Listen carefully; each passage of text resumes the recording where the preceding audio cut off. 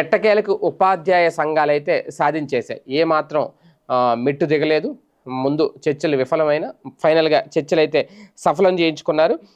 వాళ్ళు కోరిన డిమాండ్‌లు ఏవైతే ఉన్నాయో వాటన్నిటికి కూడా ఆమోదం అయితే లభించిందట. ప్రధానంగా ఎస్‌జీటీకి మాన్యువల్ పద్ధతిలో బదిలీలు నిర్వహించేందుకు ప్రభుత్వం ఒప్పుకుంది. అలాగే దరఖాస్తుల వరకు ఆన్‌లైన్‌లో తీసుకొని కౌన్సెలింగ్ మాత్రం మాన్యువల్‌గా ఆయా జిల్లాల్లో నిర్వహిస్తారట. ఫౌండేషన్ పాఠశాలలో 20 మంది విద్యార్థుల కంటే ఎక్కువ ఉంటే రెండో టీచర్ పోస్ట్ కూడా అడిగారు. అది కూడా ఇస్తామన్నారట.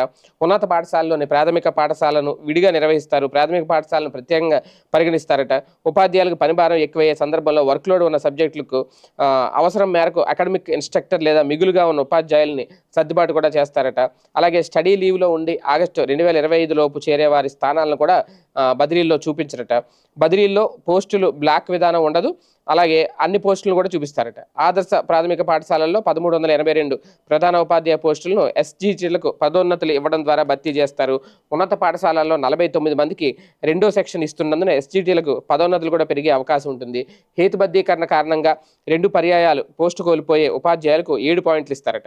అలాగే ఉమ్మడి సర్వీస్ నిబంధనల సమస్య పరిష్కారానికి జూన్ నెలలో కమిటీ ఏర్పాటు చేస్తారు. మొత్తానికి వీళ్ళు అడిగిన ఉపాధ్యాయులు చేసిన డిమాండ్స్ ఏవైతే ఉన్నాయో దాదాపుగా అన్నిటికీ కూడా సానుకూలంగా స్పందించింది. అన్నిటినీ కూడా అంగీకరించింది ప్రభుత్వం, ఉన్నత విద్యాశాఖ. దీంతో ఉపాధ్యాయ సంఘాలతో విద్యాశాఖ జరిపిన చర్చలైతే సఫలమయ్యాయి.